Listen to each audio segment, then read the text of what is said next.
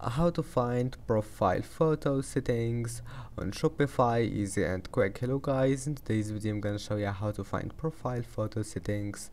First open your browser, and now once you're here, go to your profile here in the top corner and then click manage accounts, and here we'll find your account details. Then all you need to do here is just to go to this one here, upload photo, and then just select any photo you want here,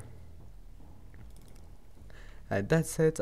Then just click save and it will be saved,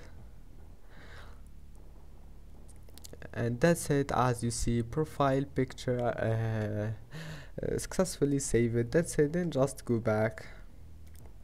I hope that can help you, and that's it for today's video. If you like this video, please don't forget to like and don't forget to subscribe, and see you in the next video.